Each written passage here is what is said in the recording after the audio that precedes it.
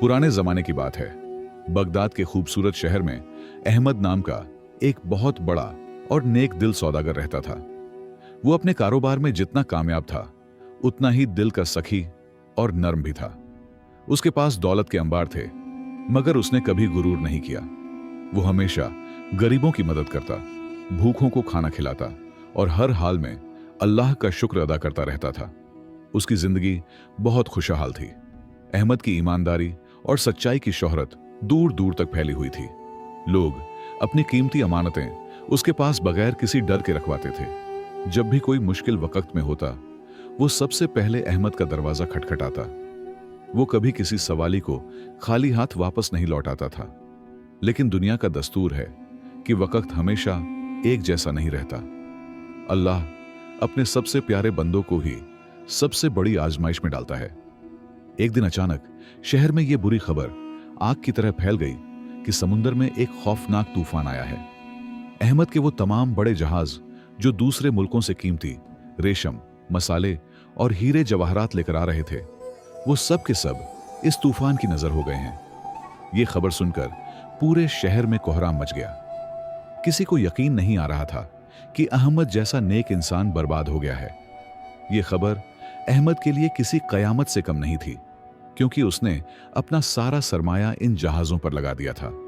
लम्हों में वो शहर का सबसे अमीर आदमी खाक नशीन बन गया। उसका सब कुछ डूब चुका था। लोग सोच रहे थे कि अहमद अब रोएगा, चीखेगा और अपनी किस्मत को कोसेगा, मगर अहमद ने ऐसा कुछ भी नहीं किया। वो खामोश रहा और उसने आसमान की तरफ देखकर सब्र किया। जब लोगों ने अहमद को दिलासा देने की कोशिश की तो उसके चेहरे पर एक अजीब सा सुकून था। उसने ठंडी सांस भरी और निहायत धीमी आवाज में कहा कि यह सब अल्लाह की तरफ से था। वही देता है और वही लेता है। शायद इसी में कोई बेहतरी छुपी हो। लोग उसके सब्र को देखकर हैरान रह गए। इतने बड़े नुकसान पर भी उसका ईमान डगमगाया नहीं था। हालांकि अब उसके पास कुछ न था।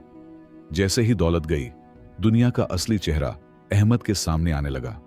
वो लोग जो कल तक उसकी खुशामद करते थे और उसके दस्तरख्वान पर खाते थे, आज उससे आंखें चुराने लगे। जिन लोगों ने अहमद से उधार लिया था वो गायब हो गए, और जिनका अहमद पर मामूली सा कर्ज था वो तकाजा करने उसके दरवाजे पर आ खड़े हुए। मुश्किल वक्त ने दोस्त और दुश्मन की पहचान करवा दी। कर्ज ख्वाहों का दबाव इतना बढ़ गया कि अहमद को अपना आलीशान घर, अपनी सवारी और घर का कीमती सामान तक बेचना पड़ गया। कल तक जो शख्स महल में रहता था, आज वो शहर के एक कोने में टूटी हुई झोंपड़ी में रहने पर मजबूर हो गया। उसके पास न पहनने को अच्छे कपड़े रहे और न ही खाने को अच्छा खाना। हालात इतनी तेजी से बदले कि सब कुछ ख्वाब लगने लगा। अहमद की बीवी और छोटा बेटा इस अचानक तब्दीली से बहुत घबरा गए। जब रात हुई और झोंपड़ी में अंधेरा छाया तो बीवी की आंखों में आंसू आ गए। अहमद ने उसे प्यार से समझाया और कहा कि मायूस मत हो। अल्लाह का वादा सच्चा है कि हर मुश्किल के साथ आसानी है। ये वक्त हमारा इम्तिहान है। हमें शिकायत करने के बजाय सब्र से काम लेना चाहिए ताकि हम इस इम्तिहान में कामयाब हो सकें। वो रात अहमद और उसके खानदान के लिए बहुत भारी थी। ठंडी हवा झोंपड़ी के सुराखों से अंदर आ रही थी और खाने के लिए घर में सूखी रोटी का एक टुकड़ा भी नहीं था। बच्चा भूख से बिलख रहा था, लेकिन अहमद के पास उसे देने के लिए सिर्फ पानी था। उसने पूरी रात जाए नमाज पर बैठकर गुजारी और अल्लाह से मदद मांगी। वो जानता था कि यह अंधेरा हमेशा नहीं रहेगा। अगली सुबह जब सूरज निकला तो अहमद रोजगार की तलाश में बाहर जाने की तैयारी कर रहा था। अभी उसने दरवाजा खोला ही था कि सामने एक अजनबी खड़ा था। वो शख्स देखने में मुसाफिर लग रहा था और उसके चेहरे पर गर्द जमी थी। उसके हाथ में एक पुराना और भारी संदूक था। उस अजनबी ने अहमद को गौर से देखा और एक पुरअसरार अंदाज में कहा, क्या तुम ही सौदागर अहमद हो? अहमद ने अजनबी को सलाम किया और आजिजी से कहा कि हां, मैं ही अहमद हूं, मगर अब मेरे हालात पहले जैसे नहीं रहे। अजनबी उसकी खस्ता हाली देखकर दंग रह गया। उसने कहा कि मैं बहुत दूर से सफर करके आया हूं और यह अमानत तुम्हारे लिए है। अहमद परेशान हुआ कि इस टूटी हुई झोंपड़ी में वो इस कीमती अमानत की हिफाजत कैसे कर सकेगा, मगर अजनबी ने संदूक वहीं रख दिया। अजनबी ने बताया कि यह संदूक एक पुराने दोस्त ने भेजा था जो अब इस दुनिया में नहीं रहा। उसने वसीयत की थी कि यह सिर्फ अहमद को मिले। अजनबी ने मजीद कोई बात नहीं की और तेजी से वहां से चला गया। अहमद दरवाजे पर खड़ा उसे जाता देखता रहा। उसके दिल में अजीब सी बेचैनी पैदा हो गई थी कि आखिर इस भारी संदूक में क्या हो सकता है। अहमद वो भारी संदूक उठाकर अंदर ले आया। उसकी बीवी की आंखों में उम्मीद की चमक आ गई। वो सोचने लगी कि शायद इसमें सोने के सिक्के होंगे जिनसे उनकी गुर्बत खत्म हो जाएगी। दोनों ने मिलकर कांपते हाथों से उस पुराने संदूक का ढक्कन खोला, मगर अंदर का मंजर देखकर वो दोनों हैरान रह गए, क्योंकि वहां कोई दौलत नहीं थी। संदूक में न सोना था न चांदी, बल्कि वहां सिर्फ कुछ पुरानी धूल में अटी हुई किताबें और बोसीदा कागजात पड़े थे। बीवी की उम्मीद टूट गई और वो रोने लगी कि ये कागज हमारी भूख कैसे मिटाएंगे। मगर अहमद ने सब्र से काम लिया। उसने बीवी को समझाया कि शायद अल्लाह ने हमारे लिए इस इल्म में कोई बेहतरी रखी हो, हमें नाशुक्री नहीं करनी चाहिए। अहमद ने एक पुरानी किताब उठाई और पढ़ना शुरू की। यह किसी पुराने सयाह पर्यटक का सफरनामा लग रहा था, जिसमें अजीबो गरीब नक्शे बने हुए थे। लिखाई बहुत पुरानी और मुश्किल थी, लेकिन अहमद पढ़ा लिखा था, इसलिए वो समझ गया। इसमें खजानों और रास्तों का जिक्र था, मगर फिलहाल यह किताब उनके पेट की भूख नहीं मिटा सकती थी, इसलिए उसने इसे बंद कर दिया। भूख से बच्चे का बुरा हाल था। अहमद ने फैसला किया कि वो बाजार जाकर मजदूरी करेगा। वो शख्स जिसके इशारे पर हजारों लोग चलते थे, आज वो दूसरों का बोझ उठाने के लिए तैयार था। उसने पुराने कपड़े झाड़े और अल्लाह का नाम लेकर घर से निकला ताकि कुछ कमा सके। उसका दिल भारी था, मगर उसे अपने रब पर पूरा भरोसा था। बाजार में पहुंचकर अहमद ने देखा कि वहां वही लोग थे जो कल तक उसके सामने सर झुकाते थे। आज किसी ने उसे पहचाना तक नहीं। उसने बोझ उठाने की कोशिश की, मगर कमजोरी की वजह से उसके हाथ पैर कांप रहे थे। लोगों ने उसका मजाक उड़ाया और उस पर तंजिया जुमले कसे। यह मंजर अहमद के लिए भूख से ज्यादा तकलीफ देह था। दोपहर की धूप तेज थी और अहमद पसीने में शराबोर हो चुका था। उसने बहुत कोशिश की, मगर उसे कोई काम न मिला। लोग जवान और ताकतवर मजदूरों को तरजीह दे रहे थे। अहमद थक हार कर एक दीवार के साए में बैठ गया। उसकी आंखों में आंसू थे। वो खाली हाथ घर वापस जाने का तसव्वुर भी नहीं कर सकता था, क्योंकि उसका बेटा भूखा था। शाम होने वाली थी और बाजार बंद हो रहा था। अहमद की जेब बिल्कुल खाली थी। तभी वहां से शाही सिपाहियों का एक दस्ता गुजरा। उनके साथ एक मनादी वाला था जो जोर जोर से ढोल बजाकर कोई शाही ऐलान कर रहा था। लोग जमा होने लगे। अहमद भी बेदिली से वहां खड़ा हो गया ताकि ऐलान सुन सके। शायद इसमें कोई उम्मीद की किरण हो। मनादी वाले ने कहा कि बादशाह सलामत एक कदीम मसले में फंस गए हैं। शाही खजाने की एक पुरानी दस्तावेज गुम हो गई है, जिसमें सल्तनत के खुफिया रास्तों का नक्शा था। जो कोई भी वो नक्शा या उससे मिलती जुलती मालूमात लाएगा, उसे मुंह मांगा इनाम मिलेगा। अहमद का दिल जोर से धड़का, क्योंकि वो निशानियां उसकी किताब जैसी थीं जो उसे आज मिली थी। अहमद के जहन में बिजली सी कौंधी। मनादी वाले की बताई हुई निशानियां बिल्कुल उन पुराने कागजात जैसी थीं जो उसे सुबह मिले थे। वो फौरन घर की तरफ भागा। उसके कदमों में एक नई ताकत आ गई थी। रास्ते में वो सोचता रहा कि क्या ये महज एक इत्तेफाक है या अल्लाह की तरफ से कोई गैबी मदद। उसका दिल जोर जोर से धड़क रहा था और वो जल्द घर पहुंचना चाहता था। घर पहुंचकर वो सीधा संदूक की तरफ लपका। उसकी बीवी घबरा गई कि शायद कोई नई मुसीबत आ गई है। अहमद ने जल्दी से वो पुरानी किताब निकाली और उन नक्शों को गौर से देखने लगा। बादशाह के सिपाही ने जिन रास्तों और निशानियों का जिक्र किया था, वो सब वहां मौजूद थीं। अहमद की आंखों में आंसू आ गए। उसे यकीन हो गया कि अल्लाह ने उसकी सुन ली है। अहमद ने अपनी बीवी को सारी बात बताई। बीवी पहले तो खुश हुई, मगर फिर डर गई कि कहीं ये कोई साजिश ना हो। बादशाह के दरबार में जाना खतरे से खाली नहीं था। अगर ये नक्शा गलत निकला तो बादशाह सख्त सजा दे सकता है। मगर अहमद ने उसे तसल्ली दी और कहा कि हमें अल्लाह पर भरोसा रखना चाहिए। वही हमें इस मुश्किल से निकालेगा और बेहतरी अता करेगा। वो रात उन दोनों के लिए बहुत लंबी थी। भूख और प्यास के बावजूद उनकी आंखों से नींद गायब थी। अहमद सारी रात अल्लाह के हुजूर गिड़गिड़ाता रहा कि या अल्लाह मेरी इज्जत रख लेना। सुबह होते ही अहमद ने वो किताब एक कपड़े में लपेटी।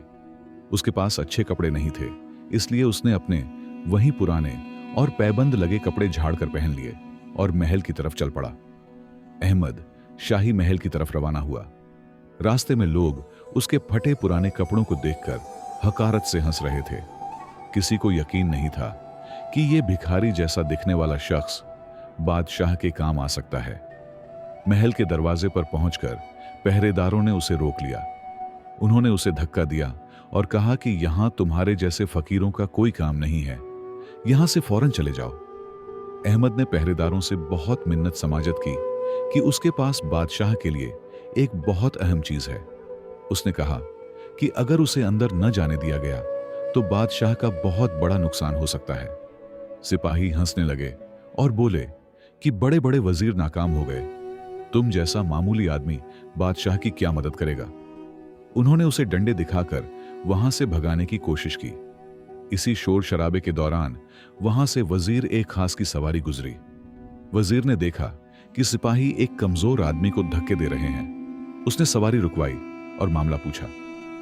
अहमद ने आगे बढ़कर अदब से सलाम किया और कहा कि मेरे पास वो नक्शा है जिसे बादशाह तलाश कर रहे हैं। वजीर ने अहमद की आंखों में सच्चाई देखी और उसे अपने साथ अंदर आने की इजाजत दे दी। अहमद पहली बार शाही दरबार में दाखिल हुआ। महल की शान और शौकत देखकर उसकी आंखें खुली रह गईं। हर तरफ सोना, चांदी और रेशम के पर्दे लटक रहे थे। दरबारी अपनी अपनी जगहों पर बैठे थे। जब अहमद जैसा गरीब शख्स वहां दाखिल हुआ तो सब उसे हैरत और नफरत से देखने लगे। किसी को यकीन नहीं आ रहा था कि यह शख्स कोई अहम खबर ला सकता है। बादशाह अपने तख्त पर बैठा था और बहुत परेशान लग रहा था। जब वजीर ने अहमद को पेश किया तो बादशाह ने गुस्से से पूछा कि यह कौन है। अहमद ने डरने के बजाय अल्लाह का नाम लिया और आगे बढ़ा। उसने अदब से कहा कि बादशाह सलामत, मैं आपकी परेशानी का हल लाया हूं। उसकी आवाज में ऐसी सच्चाई थी कि पूरे दरबार में खामोशी छा गई। अहमद ने कांपते हाथों से कपड़े में लिपटी हुई वो पुरानी किताब निकाली और बादशाह के सामने पेश कर दी। बादशाह ने इशारा किया और शाही मुअल्लिफ इतिहासकार ने किताब थामी। मुअल्लिफ ने जैसे ही किताब खोली और सफ़े पलटे, उसके चेहरे का रंग बदल गया। उसने चीख कर कहा, बादशाह सलामत, ये तो वही नायाब नुस्खा है जो सदियों पहले गुम हो गया था। ये तो मौजिजा है। बादशाह ये सुनकर बहुत खुश हुआ कि वो गुमशुदा किताब मिल गई है, जिसकी वजह से सल्तनत का निजाम रुका हुआ था। उसने अहमद की तारीफ की और ऐलान किया कि इस शख्स को मुंह मांगा इनाम दिया जाएगा। दरबारी जो अहमद को फकीर समझ रहे थे, अब हैरत और हसद से उसे देख रहे थे। अहमद ने अल्लाह का शुक्र अदा किया कि उसकी मुश्किल आसान होने वाली है। अभी बादशाह इनाम देने ही वाला था कि एक चालाक और मक्कार वजीर अपनी जगह से खड़ा हुआ। इस वजीर को यह बात हजम नहीं हो रही थी कि एक मामूली सा आदमी शाही इनाम ले जाए। उसने बुलंद आवाज में कहा, बादशाह सलामत, जरा रुकिए, हमें जल्दबाजी नहीं करनी चाहिए। यह मामला इतना सीधा नहीं है जितना नजर आ रहा है। हमें तहकीकात करनी चाहिए। वजीर ने शक का बीज बोते हुए कहा कि यह किताब शाही खजाने की मिल्कियत है और बहुत खुफिया है। सवाल यह है कि यह कीमती दस्तावेज इस गरीब और फटे पुराने कपड़ों वाले शख्स के पास कैसे पहुंची? हो सकता है कि इसने इसे चुराया हो या ये किसी चोरों के गिरोह का साथी हो।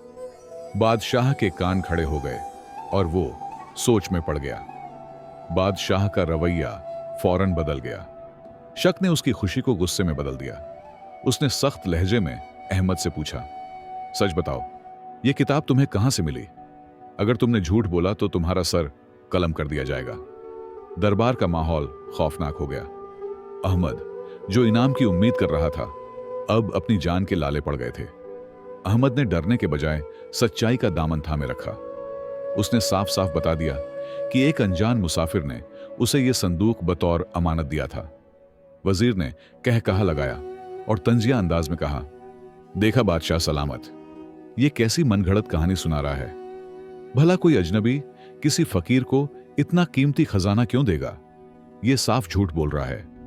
बादशाह वजीर की बातों में आ गया। उसने अहमद पर यकीन करने के बजाय उसे मुजरिम समझ लिया। बादशाह ने हुक्म दिया कि जब तक वो अजनबी शख्स दरबार में पेश नहीं होता और गवाही नहीं देता, अहमद को इनाम के बजाय कैद में डाल दिया जाए। एक लम्हे में आसानी फिर से मुश्किल में बदल गई। अहमद की आंखों के सामने अंधेरा छा गया। सिपाहियों ने अहमद को बाजुओं से पकड़ लिया और उसे घसीटते हुए दरबार से ले जाने लगे। अहमद ने फरियाद की कि वो सच बोल रहा है और वो उस अजनबी को नहीं जानता। वो उसे कहां तलाश करेगा?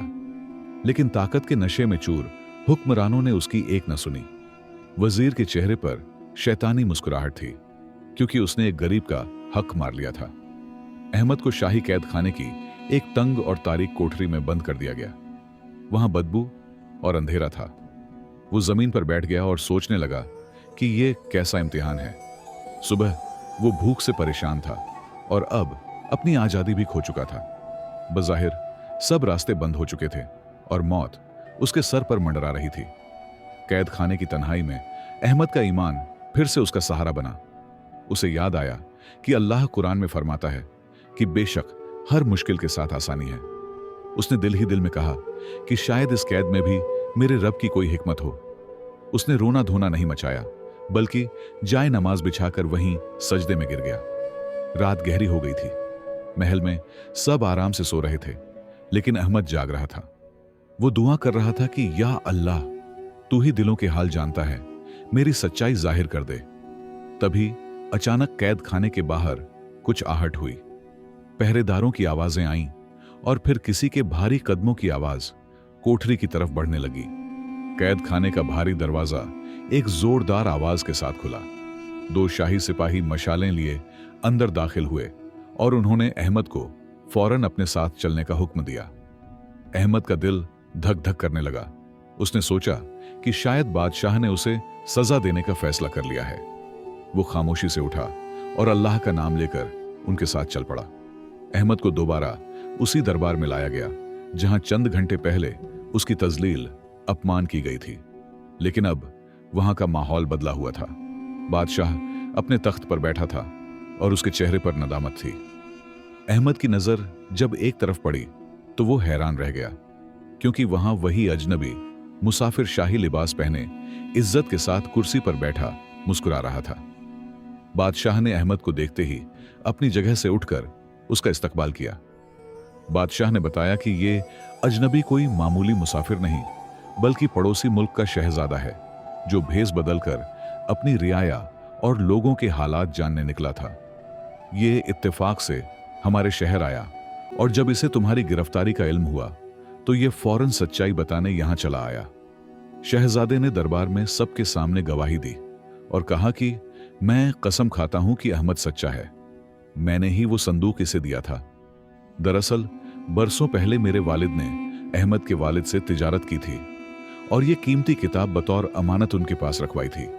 मैं सिर्फ वो अमानत लौटाने आया था और अहमद की ईमानदारी आजमाना चाहता था। शहजादे की बात सुनकर पूरे दरबार में सन्नाटा छा गया। वो मक्कार वजीर, जो अहमद को चोर साबित करने पर तुला हुआ था, अब खौफ के मारे कांप रहा था। उसका झूठ पकड़ा गया था। सच्चाई सूरज की तरह रोशन हो चुकी थी कि अहमद ने चोरी नहीं की थी, बल्कि वो एक अमानतदार शख्स है जिसने गुर्बत में भी अपनी नीयत खराब नहीं की। बादशाह ने गुस्से से वजीर की तरफ देखा और कहा, तुम्हारे हसद ने हमें एक नेक इंसान पर जुल्म करने पर उकसाया। तुमने बगैर तहकीकात के एक मासूम पर इल्जाम लगाया। बादशाह ने हुक्म दिया कि वजीर को फौरन गिरफ्तार करके कैद खाने में डाल दिया जाए और उसकी सारी जायदाद जब्त कर ली जाए। वजीर को अपने किए की सजा मिल गई। बादशाह अहमद की तरफ मुड़ा और उससे माफी मांगी। उसने कहा, ऐ नेक इंसान, हमें माफ कर दो। हमने तुम्हें पहचानने में गलती की। तुम्हारे सब्र ने हमें बहुत मुतासिर किया है। अहमद ने आजिजी से सर झुका लिया और कहा, बादशाह सलामत, इज्जत और जिल्लत अल्लाह के हाथ में है। मैंने अपना मामला अपने रब पर छोड़ दिया था। उसी ने मेरी मदद की। बादशाह ने खुश होकर ऐलान किया कि वो कीमती किताब अब शाही खजाने में रहेगी और उसके बदले अहमद को मुंह मांगा इनाम दिया जाएगा। बादशाह ने अहमद को अशर्फियों से भरी हुई थैलियां दी और उसे शाही मुशीर बनाने की पेशकश की। वो लम्हा जिसका अहमद इंतजार कर रहा था आखिरकार आ गया था। अल्लाह ने उसकी मुश्किल को आसानी में बदल दिया। अहमद जब इनामात लेकर महल से बाहर निकला तो सुबह हो चुकी थी। सूरज की पहली किरणें उसके चेहरे पर पड़ रही थीं। कल शाम वो एक भिखारी की तरह धक्के खा रहा था और आज वो शाही मेहमान बनकर निकल रहा था। लोगों ने जब ये मंजर देखा तो वो दंग रह गए। उन्हें यकीन हो गया कि जो सब्र करता है अल्लाह उसे कभी जाया नहीं करता। अहमद सीधा अपने घर पहुंचा, जहां उसकी बीवी और बच्चा पूरी रात जागकर उसकी वापसी की दुआएं मांग रहे थे। जब उन्होंने अहमद को सही सलामत और इनामात के साथ देखा तो वो खुशी से रो पड़े। अहमद ने अपनी बीवी से कहा, देखा, मैंने कहा था ना कि बेशक हर मुश्किल के साथ आसानी है। अल्लाह ने हमारा इम्तिहान लिया और हमें कामयाब कर दिया। अहमद की जिंदगी अब पहले से भी ज्यादा खुशहाल हो गई थी। बादशाह ने उसे जो दौलत दी थी उससे उसने अपना पुराना घर वापस खरीद लिया और दोबारा तिजारत शुरू की। लेकिन अब उसके अंदाज में फर्क था। वो दौलत को अब दिल में नहीं रखता था, बल्कि हाथ की मैल समझता था। उसने शहर में गरीबों और मुसाफिरों के लिए एक बहुत बड़ा लंगर खाना खोल दिया, जहां कोई भूखा नहीं रहता था। अहमद अक्सर लोगों को अपनी मिसाल देकर समझाता था कि अल्लाह की रहमत से कभी मायूस नहीं होना चाहिए। वो कहता था कि मुझे गुर्बत ने वो सबक सिखाया जो अमीरी कभी नहीं सिखा सकती थी। मुझे भूख का एहसास हुआ और मैंने पहचाना कि मेरे सच्चे दोस्त कौन हैं। अगर मुझ पर वो मुश्किल वक्त ना आता तो शायद मैं आज भी गफलत और गुरूर की जिंदगी गुजार रहा होता। एक दिन महफिल जमी थी और लोग अहमद की कामयाबी की बातें कर रहे थे। एक नौजवान ने खड़े होकर सवाल किया, ऐ मोहतरम अहमद, बेशक अल्लाह ने आपको बहुत नवाजा, लेकिन मुझे एक बात समझ नहीं आई। अल्लाह ने आपके जहाज क्यों डुबोए? अगर वो आपको यह मकाम देना चाहता था तो आपका पुराना माल बर्बाद किए बगैर भी तो दे सकता था। इस नुकसान में क्या हिकमत थी? अहमद के चेहरे पर एक पुरअसरार मुस्कुराहट आ गई। उसने एक गहरा राज खोलते हुए कहा, बेटा, मुझे भी सालों तक इस सवाल का जवाब नहीं मिला था, लेकिन कुछ अरसा पहले मुझे एक ताजिर मिला जो उस तूफानी रात समुंदर में मौजूद था। उसने मुझे बताया कि जिस रात मेरे जहाज तूफान में डूबे थे, उसी रात समुंदर के उस रास्ते पर खूंखार समुद्री डाकुओं ने हमला कर दिया था। अहमद ने बात जारी रखते हुए कहा, उन डाकुओं ने उस रास्ते से गुजरने वाले हर जहाज को लूट लिया था और तमाम ताजिरों को बेदर्दी से कत्ल कर दिया था। चूंकि मेरे जहाज तूफान की वजह से डूब गए थे और मैं सफर पर नहीं जा सका था, इसलिए मैं बच गया। अगर मेरा माल न डूबता तो आज मैं जिंदा ना होता। मेरा वो नुकसान दरअसल मेरी जान का सदका था। यह सुनकर वहां बैठे तमाम लोग हैरत से दंग रह गए। जिसे वो बर्बादी समझ रहे थे, वो दरअसल अल्लाह की तरफ से हिफाजत का बेहतरीन इंतजाम था। अहमद की आंखों में आंसू आ गए। उसने कहा, हम इंसान सिर्फ जाहिर देखते हैं और रोते हैं, लेकिन अल्लाह अंजाम जानता है। उसने मेरा माल लेकर मेरी जान बचाई और फिर मुझे उससे बेहतर और पाक माल अता कर दिया जिसमें सुकून है। इस वाकये ने सबकी आंखें खोल दी। अहमद ने लोगों को समझाया कि जब तुम पर कोई मुसीबत आए तो ये मत सोचो कि अल्लाह तुमसे नाराज है, बल्कि ये सोचो कि शायद वो तुम्हें किसी बड़ी मुसीबत से बचा रहा है या तुम्हें किसी बड़े इनाम के लिए तैयार कर रहा है। जो चीज हमसे छीन ली जाती है, अक्सर उसी में हमारी बेहतरी छुपी होती है जो हमें बाद में समझ आती है। अहमद अब बूढ़ा हो चुका था, लेकिन उसका ईमान जवान था। वो अक्सर अपनी पुरानी डायरी में वो आयत लिखता था, इन्ना एम अल उसरी युसरा, बेशक मुश्किल के साथ आसानी है। उसकी कहानी नस्ल दर नस्ल सुनाई जाने लगी।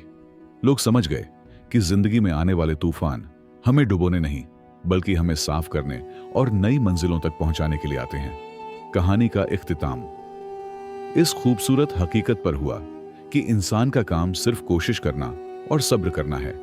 नतीजा अल्लाह के हाथ में है। अहमद ने सब्र किया तो उसे खोई हुई दौलत भी मिली, बादशाह का कुर्ब भी मिला और सबसे बढ़कर अल्लाह की रजा मिली। उसकी जिंदगी इस बात की गवाही थी कि अंधेरी रात के बाद सवेरा जरूर होता है, बस इंसान को उम्मीद का दामन नहीं छोड़ना चाहिए। नतीजा, इस कहानी से हमें यह सबक मिलता है कि अल्लाह के हर फैसले में कोई ना कोई बेहतरी छुपी होती है। इंसान अपनी कम अक्ली की वजह से मुसीबतों पर वावेला करता है, लेकिन अगर उसे हकीकत का इल्म हो जाए तो वो अपनी मुसीबतों पर भी अल्लाह का शुक्र अदा करे। बेशक हर मुश्किल के साथ आसानी है और सब्र करने वालों का अंजाम हमेशा बेहतरीन होता है। अल्लाह कभी अपने बंदों को तन्हा नहीं छोड़ता।